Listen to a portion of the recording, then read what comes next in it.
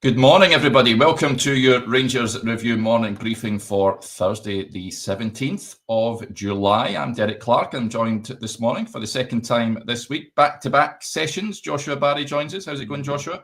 Yeah, good, mate. Good. Happy to be here. How are you since yesterday? Yeah. Not a lot has happened since yesterday in the Clark household, that's for sure. But certainly plenty to talk about with regards to Rangers, and we'll crack on in there, shall we? Before we do that, quick word, as ever, for our podcast sponsors, Willows Fencing, the Glasgow-based fencing company you can trust and proud partners of the Rangers Review. They've got over 20 years of experience and offer unparalleled quality. They're offering free consultations, and you also get 10% off if you use the code Rangers Review over on .com. Right, today's show, folks, we will invite questions. We'll do a bit of a Q&A today. So if you want to get your questions into myself and Joshua, then please do. Remember, you have to be a subscriber to get those questions in, which is totally free to the channel. We surpassed 30,000 subscribers the other week there. So thank you to each and every one of you for your support. But if you want to get your questions in, then fire them into myself and Joshua. Before we touch on that, there's a couple of little issues to discuss before we delve into the Q&A, Joshua. A lot of people are talking about a potential injury to Thelo Aasgaard, picked up in the recent bounce game against Dunfermline at the training centre on Tuesday. He went off after the game, but it looks like he has picked up a knock. Is it something that the Rangers fans are rightful to be fear of? Yeah, well, the reports came out last night. It was in the Sun last night. We are led to believe that it's accurate that Aasgaard's picked up an injury. Perhaps not as severe as first feared. I think he's still to go for scans, but it is a doubt for the Panathinaikos game. That's not to say that he'll definitely miss them, but he did pick up some sort of knock. We don't know exactly what that is, what the injury is in that bounce game against Dunfermline. Now, obviously, injuries has been a little bit of it's a sore point for Rangers fans in general, Derek, isn't it? Because of the last few seasons. Leo Cameron came back with a small knock. He's now part of training. John Souttar obviously had that surgery, but it hasn't impacted his pre-season, and he's I think he'll start next week against Panathinaikos, presuming that he is not transferring elsewhere, which is a whole other discussion point. But Aasgaard is a bit of a doubt. It's an area of the pitch in which Rangers are pretty well stocked, but if he were to miss that game, depending on how severe this knock is, it would obviously be a blow, because I think, as we were discussing just yesterday, he's really impressed in pre-season. He was a player that the club and Russell Martin in particular were really excited to get and to effectively win the race for, because there was a lot of interest in him. 23 years old, Norwegian international. I guess the positive out of it is that at the moment, our understanding is that, and it's not a long-term thing, it's not something that's going to keep him out for a number of months. Obviously, if the scans come back and show something different, then that could change. But the general feeling was it wasn't as bad as first feared. So he would have started or would start if he could make that Panathinaikos game, and obviously played slightly higher up in the bounce game against Dunfermline, we think, and maybe as part of the front three. And we were discussing that yesterday. What's your options there anyway? Probably slightly light. Yeah. Maybe that presents an opportunity for an Oscar Cortez, a Finlay Curtis, or a Gassama off the left-hand side, and creates a space on the right that needs filled, certainly for that home leg, which comes in 5 days time, not long at all. Yep, so I doubt certainly for the first leg, you would imagine. Let's hope it's not going to keep him out for too long, because we all want to see him in action. As you touched on yesterday, Joshua, he certainly seems to be impressing in training. So hugely unfortunate. It seems to be the Rangers curse strikes again, you could say, and players picking up knocks, niggles in left, right and centre. But hopefully he's on the mend soon. And the goalkeeper situation, of course, we reported last week. The first link this summer, Carol Rushworth, was a name that came out from nowhere, really. He was a Hull City loanee, Brighton goalkeeper, and on Rangers' radar. A number of sources down south suggest that that could be in doubt, a move for him, Joshua. But we discussed the sort of goalkeeper situation as a whole last week as well. And Russell Martin touched on it, of course, at Rogers Park, about being happy with the two goalkeepers he has on his books. But if another option was to come up, they would certainly look at it, which is understandable. Any club should be looking at improving every position in the team if they can possibly do so. So what do you make of that? And he's been the only goalkeeper, I think, that's been linked with a move to Ibrox this window. Is that a key position that needs addressed for you?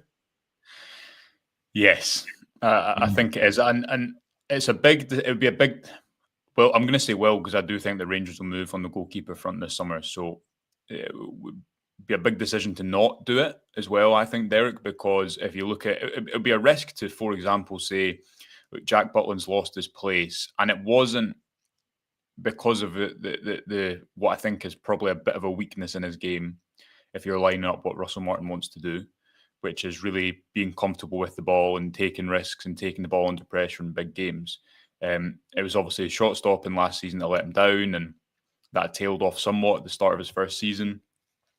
He's such an interesting case, Butland, because he's such a confident guy and presents so well, and everyone can see that he clearly has such a high top level. You don't play for England, I think, 10 or 11 times, if so, but also he has had this consistent theme in his career where it seemed like he has gone through these spells, and that happened down in England too, which is have maybe stopped him from reaching the heights consistently that his talent means he should have.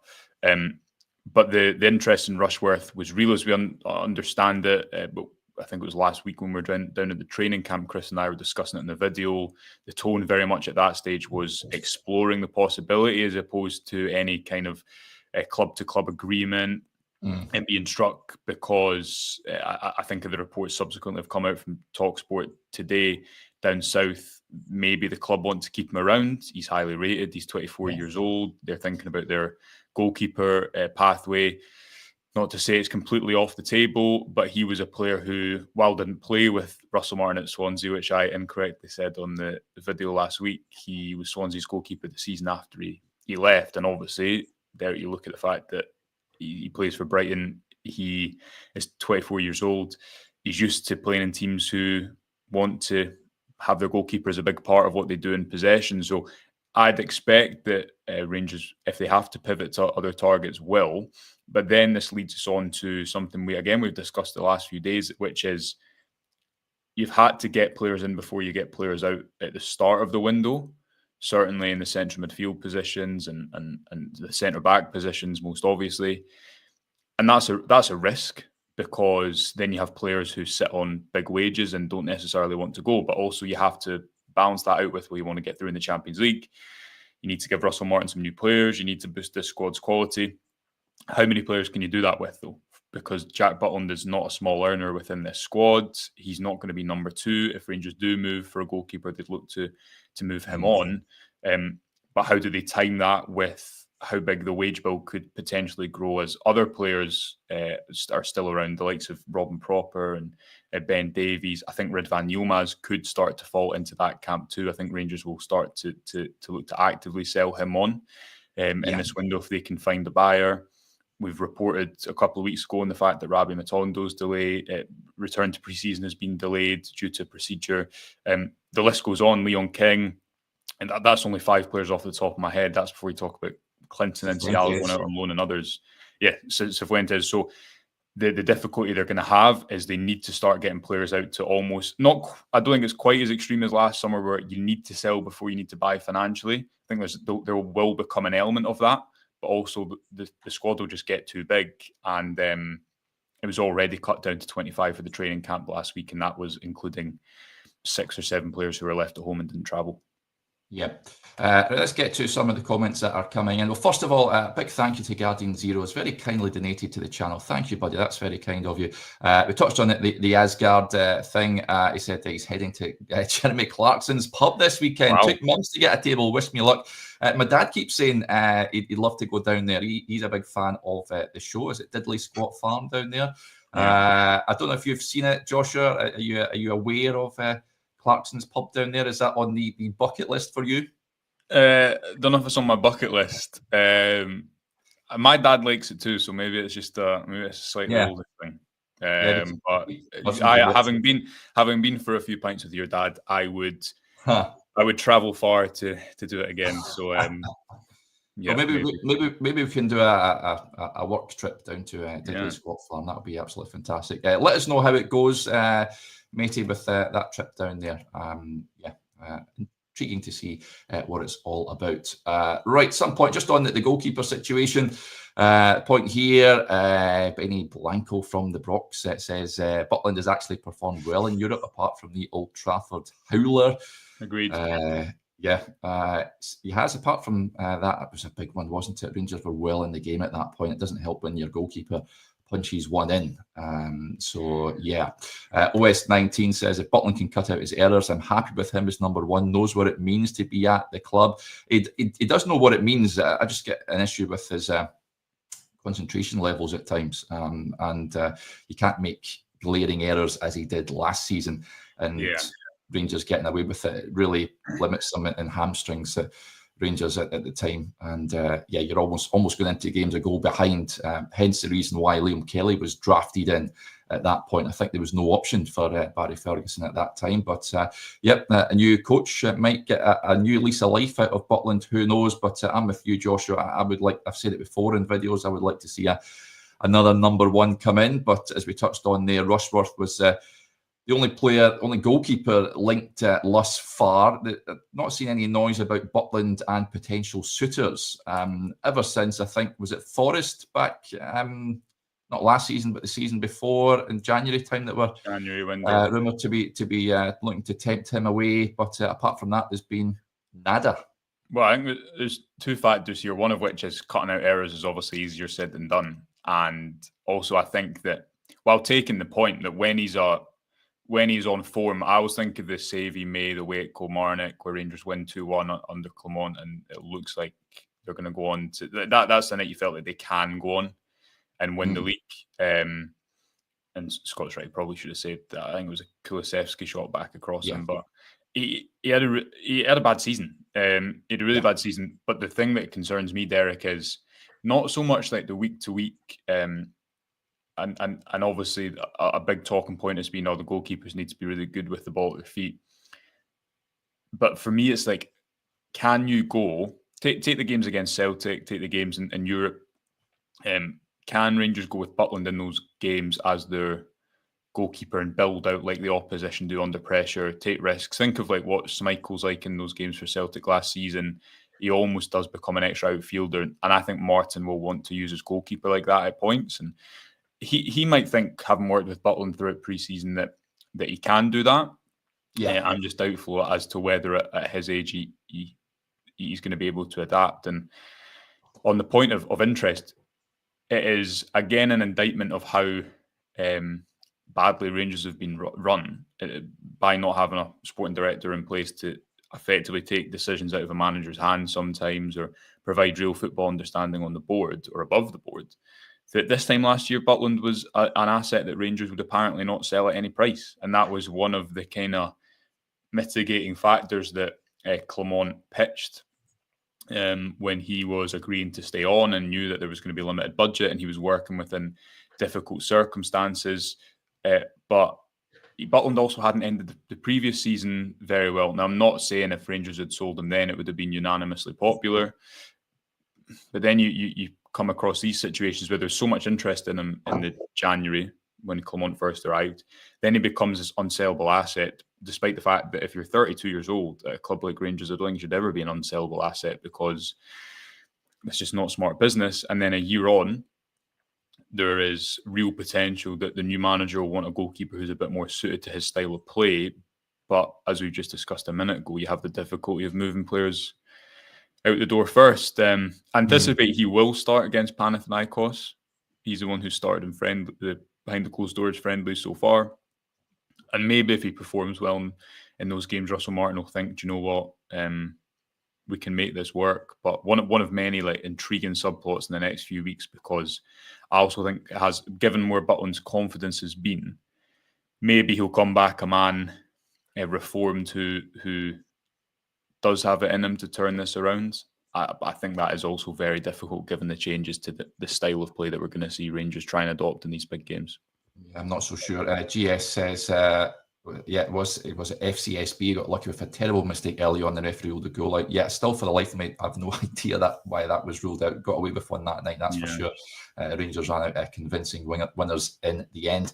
The opposite end of the park, we touched on Danilo yesterday, Joshua, and why he is likely to lead the line in the upcoming matches. Scott B with the points of Dessers and Igamane okay for next week, undergoing individual training programs, but we've not seen them in matches thus far. So everything points towards Danilo being the man that will lead that attack really at this point in time. I think probably the pair of them, do you reckon we'll see them on the bench for the games?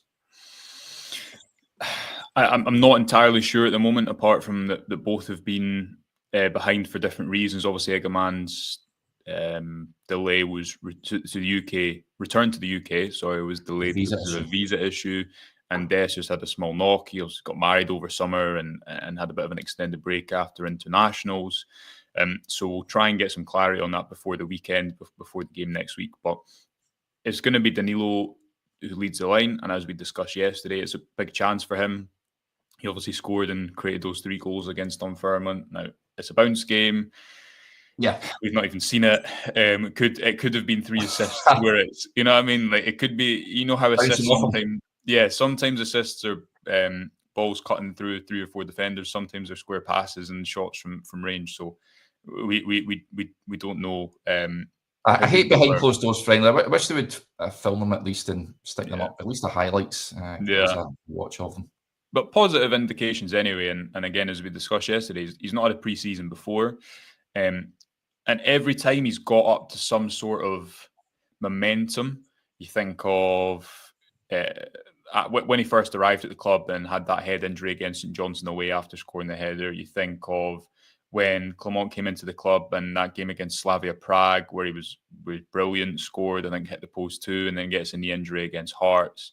Last season, around Christmas time, I thought the reason that Rangers improved as a team was because Danilo came in and started to link play, playing that number 10 position, improved Hamza Igamane too in his performances, and then got that shoulder knock against Aberdeen. So there's a big question mark about his durability that remains. But if he can get a full pre-season behind him, a little bit of luck, who knows?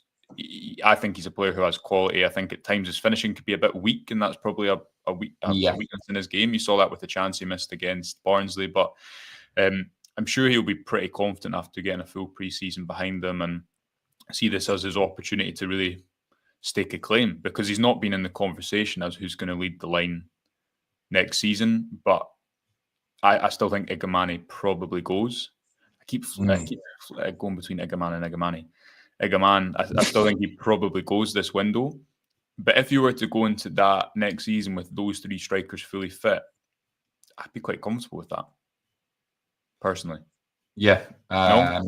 Just there's a couple of points that I wanted to flag up. Before we do that, Maka says Joshua showed some nifty ball skills at St George's. Call him up. A few keepy-ups down there. Are we having that? It was pretty decent. I actually didn't even know I was getting filmed. It was just Chris was being a good colleague, and I was all the rest of the press pack were hiding in the shade, and I was trying to top up my tan by doing some keepy up. So this is why I need to be part of the Rangers Review WhatsApp group, because you get valuable bits of transfer information and keepy ups at the side of the pitch when we should be watching open training. Yeah, what more do you want, folks? Just on Dessers and Igamane, a couple of interesting points to sort of tie in with the same topic here. Blue Nose Sparky says, let's face it, Dessers and Igamane probably won't be able to reach the fitness levels Russell Martin expects. And Scott also saying that will they be able to press in the way that Martin would want? Those fair points, Joshua. Igamane certainly has what rate is he? Does he have the capability to play in that Russell Martin team? Dessers can. He'll run all day, but whether he does it in the right way that Russell Martin wants is another thing. The reason managers love Dessers is because of what he does off the ball and because he leads the line. Because although he's not the quickest, he's just I think he's quite an intelligent player off the ball, and he's like a durable runner, isn't it? And you see that, like, Danilo's probably faster over 50 meters, but Dessers can run for you all season, and Danilo's going to pick up a couple of injuries. So yeah, I think that's why if different managers repeatedly like a player, like James Tavernier, Cyril Dessers, I think durability can often come into that quite a lot. And Igamane, I think he's a hard worker. I just think he needs coached.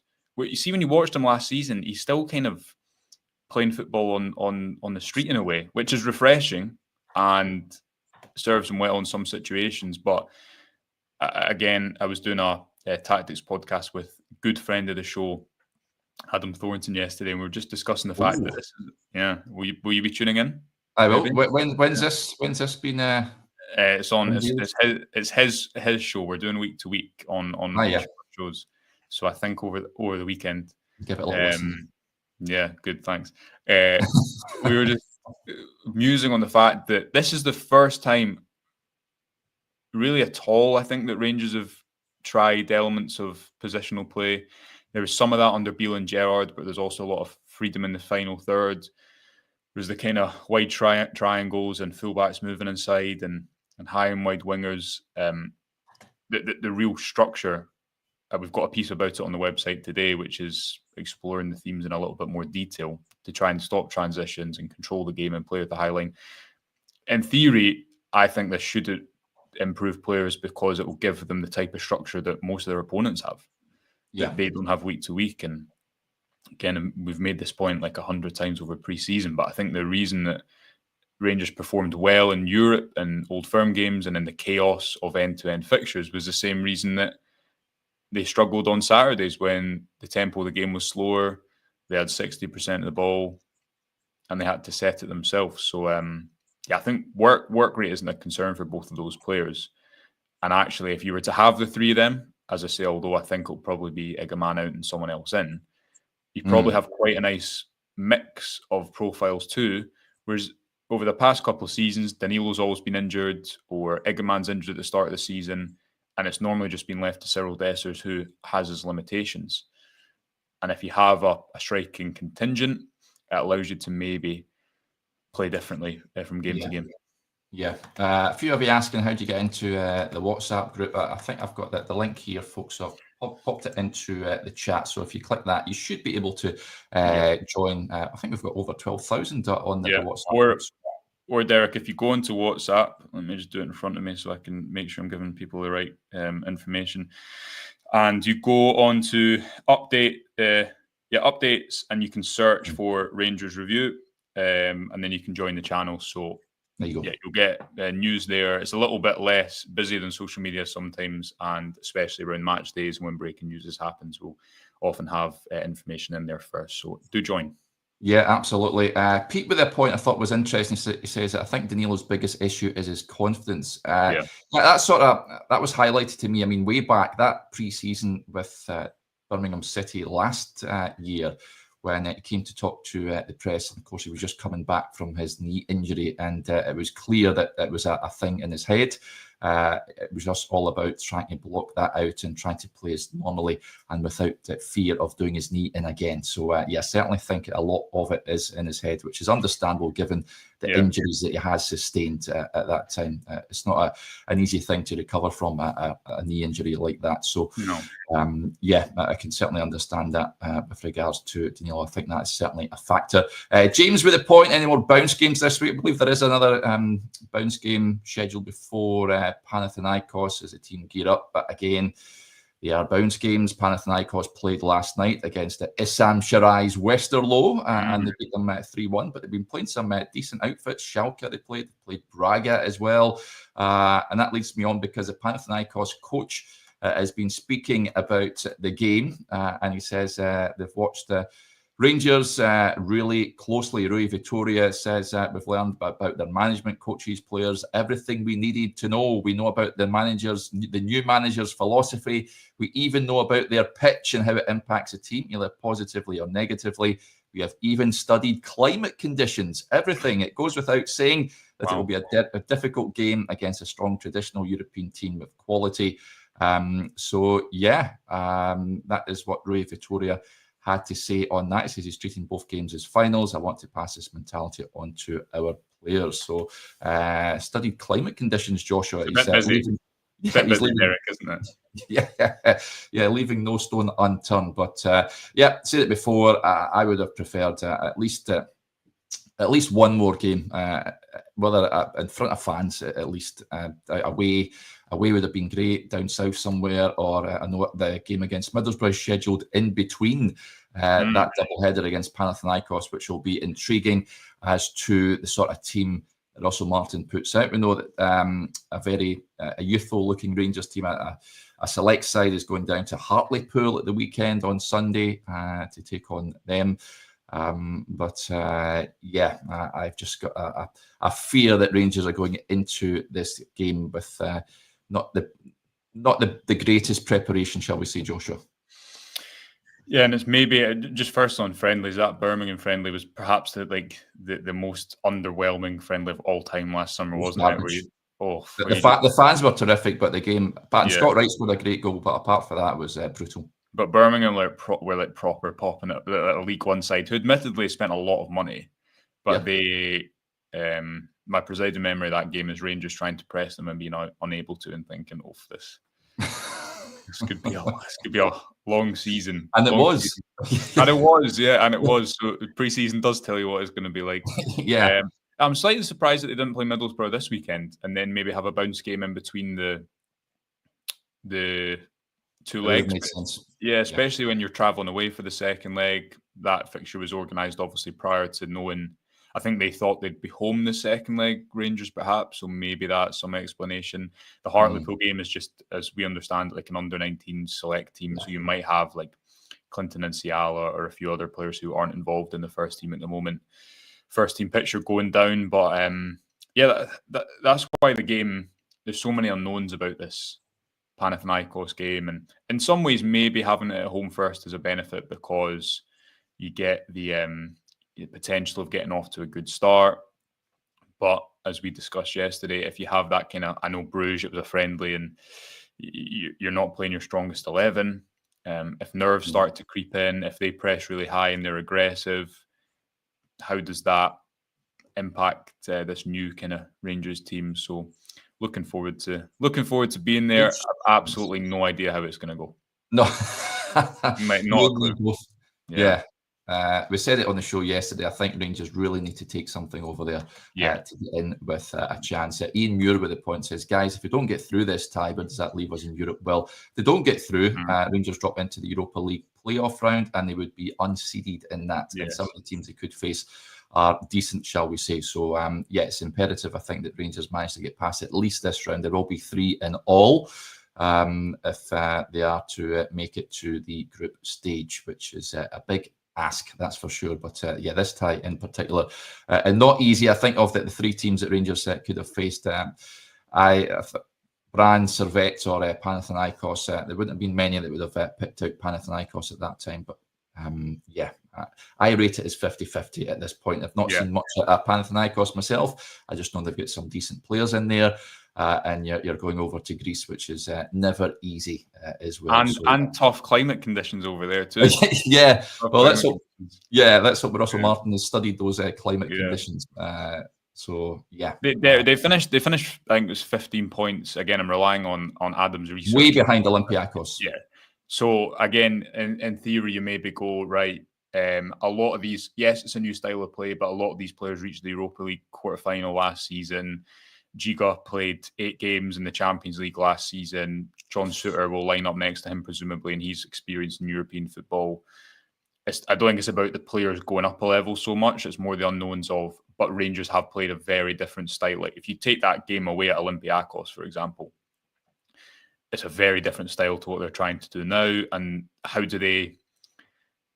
I've heard some whispers that you might see Martin compromise a little bit in terms of how he builds up in a game like this, just because there is a relativity to it. You've only had not even a month with the full team.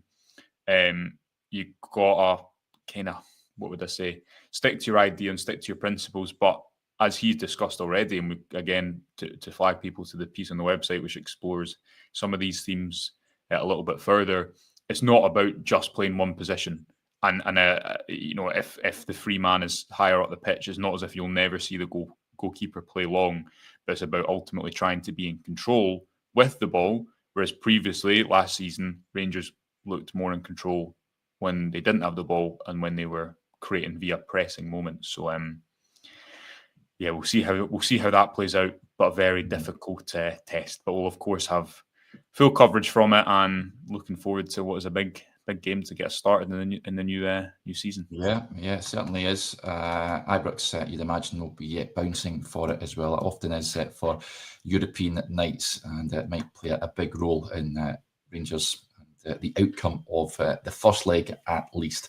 Right, that will do us there. Big thank you to Joshua as ever. Thank you to you all for tuning in to the show. It's much appreciated, folks. Tomorrow, Johnny will join me at 9:30, so prepare yourself for that. And he's going to talk about why Rangers need a Scottish identity.